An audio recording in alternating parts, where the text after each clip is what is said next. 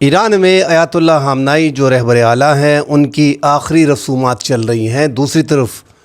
France نے اور برطانیہ نے ابنائے ہرمز میں اپنی افواج بحری افواج تعینات کرنے کا فیصلہ کیا ہے، اس کی منظوری دی ہے، جس پہ ایران نے دوران رسومات ہی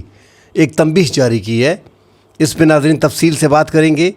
جو ایران نے ایک کلیئر کٹ واضح موقف اختیار کیا ہے کہ ابنائے ہرمز دیگر علاقائی ممالک کے لیے جو ہے ان کی افواج کے لیے کوئی تھیٹر نہیں ہے۔ اس پہ بات کریں گے ناظرین۔ آزاد کشمیر میں علی الصبح جھڑپیں ہوئیں، کچھ گرفتاریاں ہوئیں اور سابق وزیر اعظم آزاد کشمیر جو مسلم لیگ نون سے ہیں، کمپین کے دوران ان کو پھر عوام کے غیظ و غضب کا سامنا کرنا پڑا، پھر انہیں دکان میں پناہ لی۔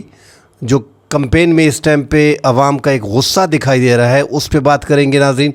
تفصیل سے بات کریں گے۔ تفصیل میں بات کرنے سے پہلے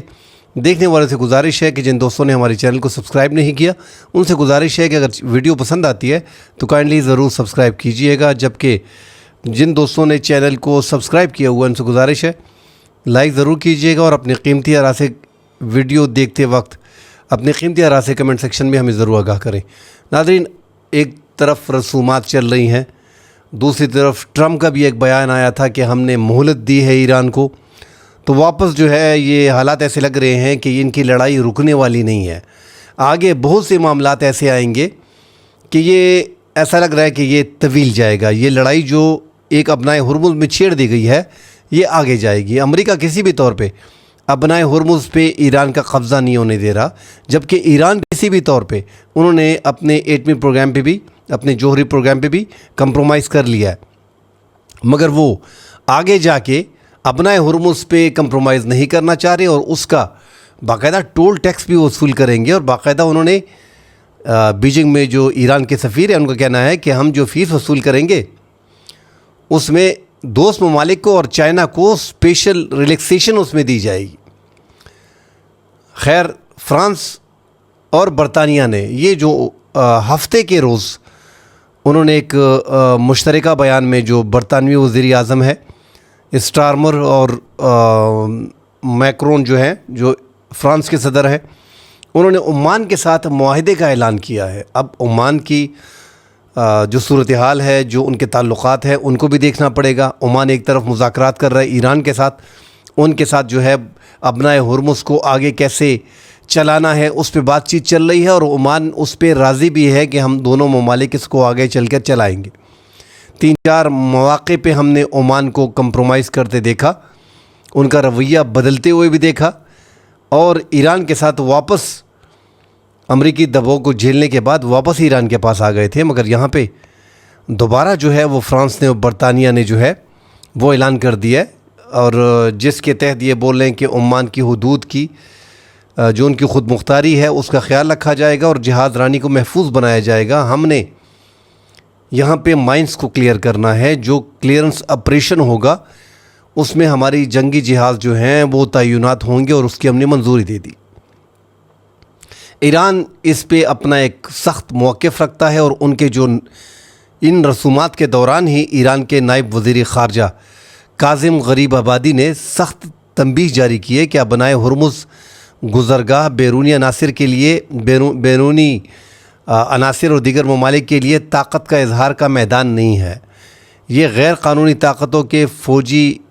نمائش کا تھیٹر نہیں ہے۔ یہ ایک سنجیدہ انتباہ ہے ان ممالک کے لیے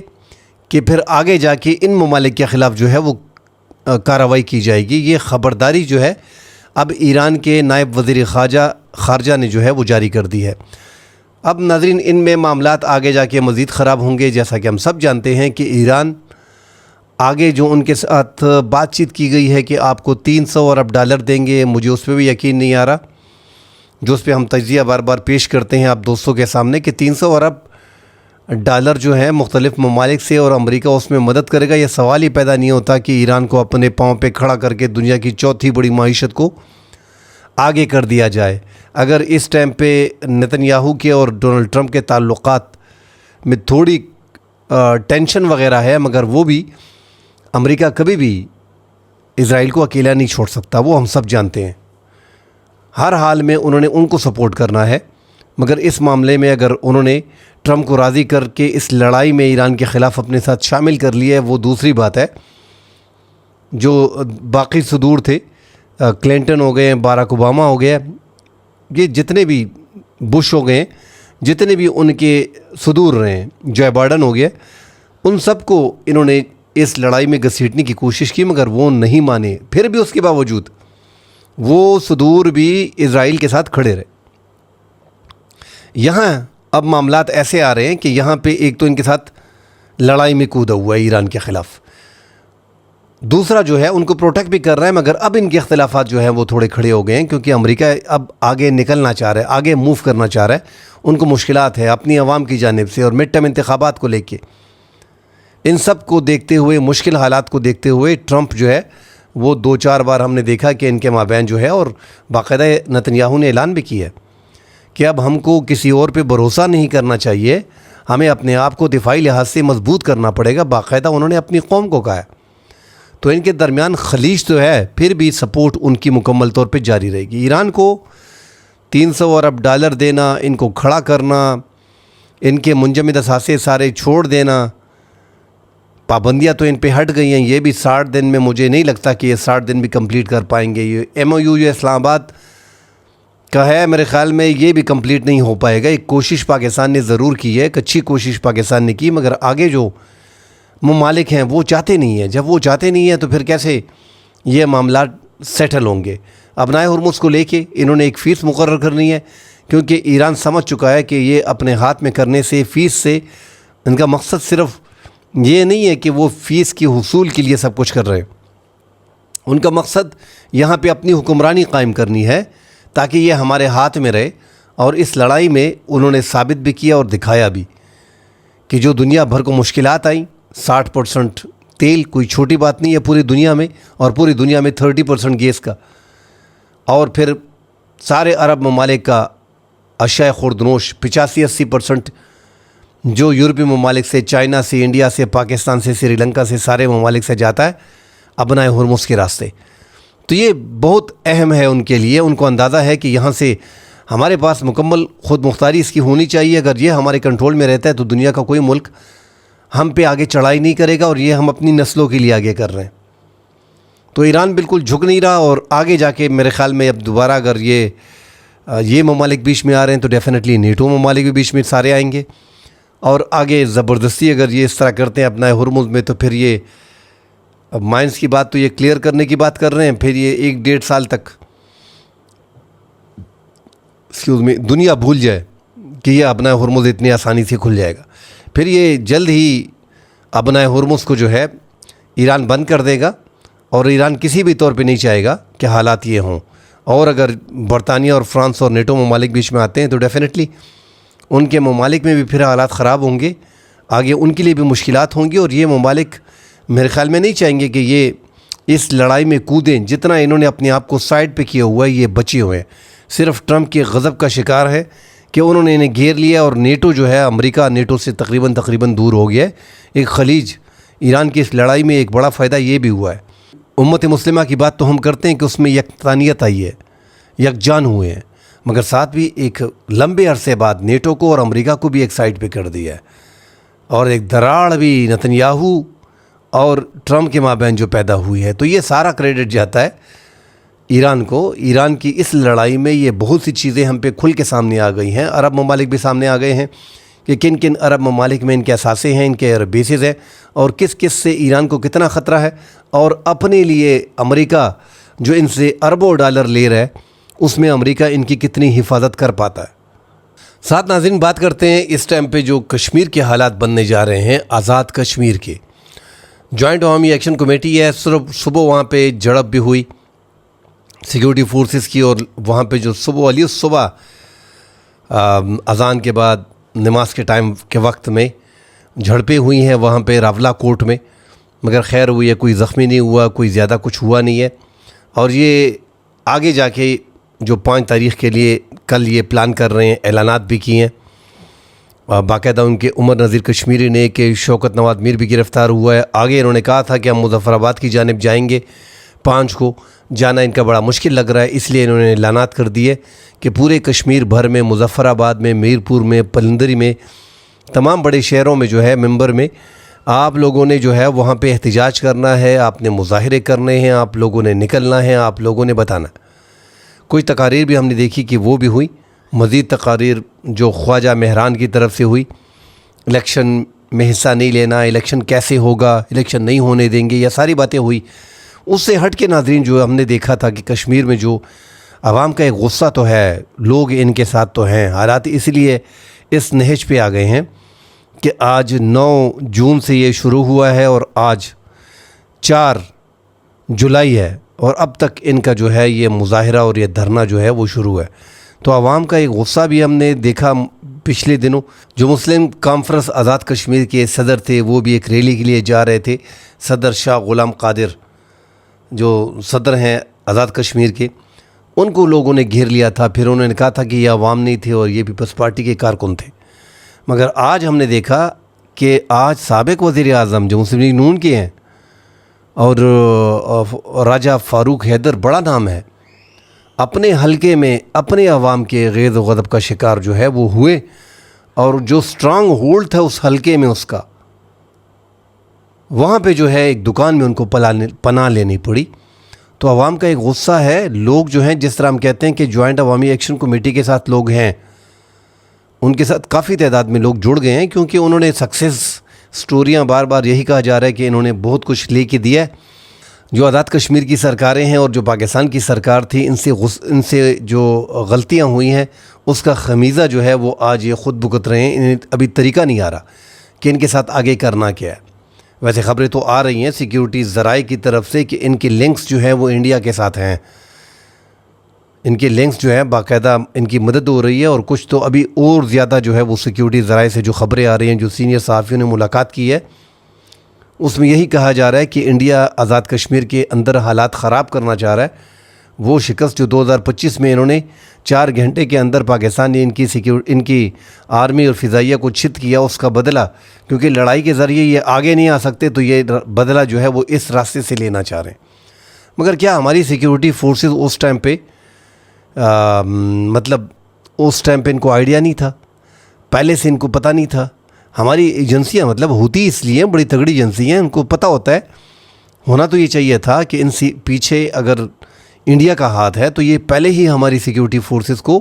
جان لینا چاہیے تھا، ان کے خلاف کارروائی کر لینی چاہیے، نوبت کو یہاں تک آنے نہیں دینا چاہیے تھا۔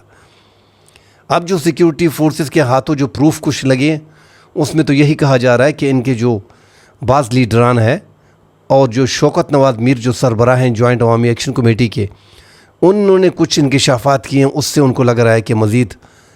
ان کے تعلقات تھے، ان کو فنڈنگ بھی مل رہی ہے، اوورسیز پاکستانیوں کے ذریعے جو پیسے آ رہے ہیں اس کے ذریعے یہ سارے دھرنے وغیرہ بھی چل رہے ہیں، اور وہ فنڈنگ جو ہو رہی ہے وہ ان کو پھر انڈیا کے تھرو اس راستے سے ہو رہی ہے کہ اوورسیز جو پاکستانی ہے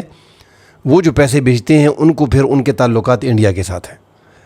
اب وہاں پہ تو لاکھوں کشمیری ہیں، 10 لاکھ سے 1 ملین سے زائد صرف آزاد کشمیر کے لوگ، زیادہ ہوں گے کم نہیں ہوں گے۔ جو منگلا ڈیم کے عوض پاکستان نے انہی کشمیریوں کو پاکستان نے باہر بھجوایا تھا، جو لاکھوں کی تعداد میں اب موجود ہے اپنی فیملی کے ساتھ، وہاں کی نیشنلٹی ان کے ساتھ ہے، تو وہ باقاعدہ ان کو سپورٹ کر رہے ہیں۔ حالات ناظرین انتہائی اس ٹائم پہ کریٹیکل ہو گئے ہیں۔ کشمیر میں آگے آنے والے انتخابات ہیں، جگہ جگہ پہ آپ کو مظاہرے دکھائی دیں گے، جگہ جگہ پہ آپ کو روڈ بند دکھائی دیں گے، جگہ جگہ پہ آپ کو حالات دکھائی دیں گے، انتہائی خراب حالات آپ کو دکھائی دیں گے۔ کمپین کے لیے جو الیکشنز ہیں، الیکشن کے بارے میں ہم نے پہلے ہی کہا تھا کہ تحریک انصاف نے بھی ایک طرف بائیکاٹ کر دیا، انہوں نے بھی عوام کی نبض پہ ہاتھ رکھا ہے۔ وہاں کے جو حالات چل رہے ہیں، ایسے حالات میں 27 جولائی کو انتخابات کرنا بڑا مشکل ہو جائے گا، کمپین کرنے کے لیے چھوڑا نہیں جا رہا۔ جو مسلم لیگ نون ہے اسپیشلی ان کو بڑا مشکل ہو جائے گا، اور آج میں نے دیکھا کہ سردار عتیق جو ہیں ان کو ایک عوام کی طرف سے وہاں پہ جو دھمکایا گیا کہ اگر ماں کا دودھ پیا ہے تو پھر آپ، ویڈیو بھی آ رہی ہے آپ دیکھ سکتے ہیں کہ آپ کوہلا کے اس روڈ پہ آ کر دکھائیں، اور وہ ناظرین انہوں نے غازی آباد جانا تھا، اور وہ سارا جلسہ جو ہے پھر وہاں پہ جو جلسہ کرنے کے لیے جو انہوں نے تیاریاں کی ہوئی تھی ریلی کے لیے، وہ ساری منسوخ کرنا پڑی۔ تو عوام میں ایک غصہ پایا جاتا ہے اور اب سیکیورٹی فورسز کو، حکومت کو بڑے طریقے سے اس کو ہینڈل کرنا پڑے گا۔ حالات مزید خراب ہو رہے ہیں، حساس ایریا ہے، دشمن کی اس پہ نظریں ہیں۔ میں دیکھ رہا ہوں کہ جتنے بھی اسپیشلی ریپبلک جو انڈیا کا ہے، ارنب گوسوامی، بہت زیادہ تر پاکستان کے ہر چیزوں کو